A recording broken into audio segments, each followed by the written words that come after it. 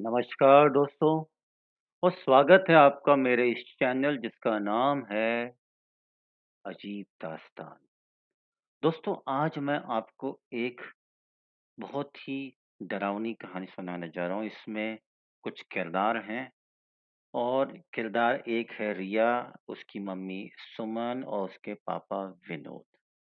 तो एक बार की बात है कि रिया अपनी मम्मी सुमन और पापा विनोद के साथ दिल्ली में रहती थी और वह हर साल अपने मम्मी-पापा के साथ गर्मी की छुट्टियों में नैनीहाल जाती थी। उनका नैनीहाल कहाँ पे था? अलीगढ़ जिले में। तो एक बार की बात है, रिया की स्कूल की छुट्टियाँ पड़ चुकी थी और रिया, सुमन नैनीहाल जाने के लिए तैयार थे।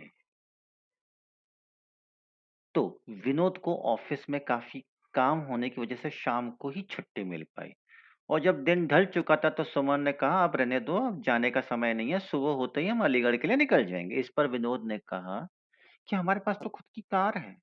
दिन ढल गया तो क्या हुआ? हमें कौन-सा वाहन बदलना है? हम तो अपनी कार से जा सकते हैं। रिया भी जिद करने लगी कि मम्मी अभी चलो ना, मुझे अभी नानी के घर जाना। रिया और विनोद के बहुत जिद करने पर सुमन जाने के लिए तैयार हो गई थी।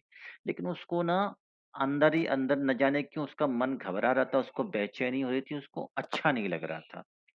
अब रात हो चुकी थी और इन लोगों की गाड़ी सड़क पर चले जा रही थी। रात की वजह से सड़क पर वाहनों का आना जाना जैसा कि होता ही है कि कम हो गया था। विनोद कार चला रहा था और सुमन और रिया पीछे की सीट पर बैठे थे।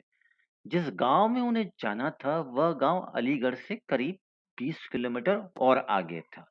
वह अलीगढ़ पहुंच चुके थे पर आगे का रास्ता कच्चा था और सुनसान था और ऊपर से उस रास्ते पे कोई आता जाता भी दिख नहीं रहा था। गाड़ी अब कच्चे रास्ते पर जाने लगी तो थोड़ी ही दूर चलने पर अचानक गाड़ी में पता नहीं क्या हुआ और गाड़ी रुक गई। रिया ने पापा से कहा, पापा क्या हुआ, गाड़ी बंद कैसे हो गई? तो विनोद ने कहा, पता नहीं बेटा, उतर कर देखता हूँ। सुमन ने कहा, जल्दी से देखो, वो यहाँ से चलो क्योंकि रास्ता बहुत ही सुनसान है और मुझे बिल्कुल भी ठीक नहीं लग रहा है। बहरहाल कार से विनोद उतरे और उन्होंने गाड़ी के बोनट को खोलकर देखा, लेकिन गाड़ी में उन्हें कोई भी कमी दिखाई नहीं दी और वो कार के अंदर आकर बैठ गए और कुछ सोचने लगे। तभी सुमन ने कहा, जल्दी चलो ना, क्या हो गया, क्या सोच रहे हो? फिर सुमन ने रिया के पापा के कंधे को पकड़ के जोर से लाया और कहा, क्या सोचने लग रहे हो? मैं कह रही हूँ चलो यहाँ से, मुझे अजीब लग रहा है, अच्छा नहीं लग रहा है। एक तो रास्ता वो सुनसान है और रात का भी समय है, इसलिए जल्दी चलो। तब विनोद ने कहा, मैं ये सोच रहा हूँ कि गाड़ी में खराबी तो है नहीं, फिर गाड़ी रुक क्यों गई? तो देखिए अब पता गाड़ी स्टार्ट हो जाए, ऐसा उसकी वाइफ ने सुमन ने कहा और विनोद ने बात मानते हुए गाड़ी स्टार्ट करने की कोशिश करी, गाड़ी की चाबी घुमाई और गाड़ी स्टार्ट भी हो गई। अब दोबारा वो उस रास्ते को अंधेरे को चीरते हुए आगे बढ़ने लगे उनकी कार से। अभी उनकी गाड़ी कुछ आगे चलाई चलाई थी कि रिया बहुत जोर से बोली, मम्मी। एकदम से विनोद ने कार को रोका। दोनों मम्मी-पापा कहने लगे, "क्या हुआ? बेटा चीख क्यों रही हो?" इस पर रिया ने कहा, "मुझे ऐसा लगता है कि हमारी कार के नीचे एक आदमी और औरत आ गए हैं।"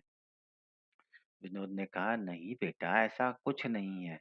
अगर वो औरत आदमी हमारी कार के नीचे आ जाते तो हमें भी तो पता चलता और वैसे भी रात बहुत हो गई है। मुझे नहीं लगता ऐसे इस रास्ते पे हमारे अलावा कोई और होगा।" पर रिया डर गई। उसकी आँखें फटी हुई थी और वो बार-बार कह रही थी, "पापा मुझ पर विश्वास करो। मैंने अभी देखा कि उन तरफ आदमी और औरत को और वो गाड़ी में के नीचे आ गए।" उसने कहा सुमन ने कि गाड़ी को तेज़ी से चलाओ।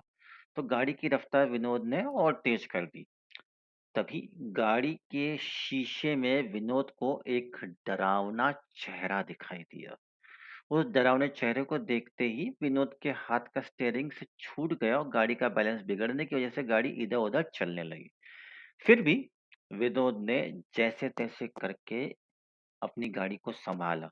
तो तभी सामने एकदम से एक औरत आ गई और आदमी दिखाई दिए, जो गाड़ी को रुकने का इशारा कर रहे थे।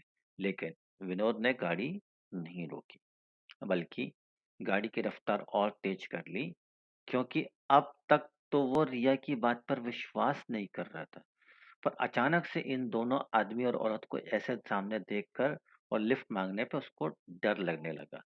सुमन और विनोद दोनों डर से भरने की वजह से काफी परेशान हो गए थे और साथ ही साथ विनोद को तो पसीने भी आने लग गए थे। उन्होंने गाड़ी तेजी से भड़ा भगाई, बल्कि ये कहीं अंधाधुंध गाड़ी भगाई। तभी ये औरत और आदमी विनोद को उसके पीछे छोड़ दिया और फिर सामने खड़े थे। गाड़ी रोकने का इशारा फिर से करने लगे। अब तो ये तीनों के तीनों बहुत ही डर गए। उनकी जान मुंह में आ गई थी।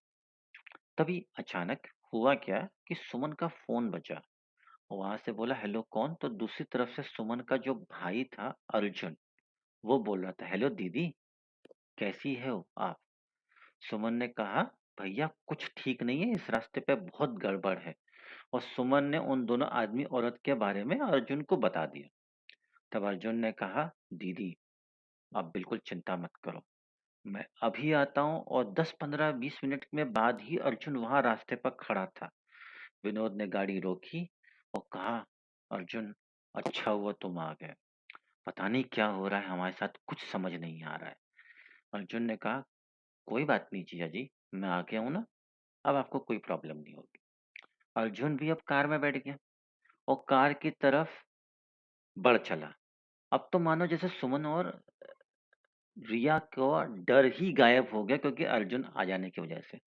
अब सब लोग घर पहुंच गए। अर्जुन ने कहा, जीजा जी लाइए, गाड़ी की चाबी मुझे दीजिए, मैं पार्क करके आता हूँ, तब तक आप अंदर जाइए। विनोद ने कहा, ठीक है, चाबी अर्जुन को दे दीजिए बोलकर। और जैसे ही रिया उसके मम्मी पापा घर में एंटर किए, वो तीनों के तीनों चौंक गए, क्योंकि घर में हर व्यक्ति, सब लोग रो रहे थे और सामने किसी की लाश पड़ी हुई थी। यह देख के सुमन और विनोद दोनों ही दंग रह गए कि हुआ क्या, और अर्जुन ने हमें कुछ बताया क्यों नहीं। सुमन की माँ जो थी वो रोते रोते कह रही थी, बेटा तेरा भाई अर्जुन अब इस दुनिया में नहीं रहा। इतना सुनते ही सुमन, विनोद और रिया के पैरों तले जमीन खिसक गई। वो कंफ्यूज हो गए, उनको समझ में नहीं आ रहा। सुमन को विश्वास ही नहीं हो रहा था। क्यों? क्योंकि जो भाई अभी घर तक उनके साथ आया था, उसकी लाश के बारे में ये बता रहे।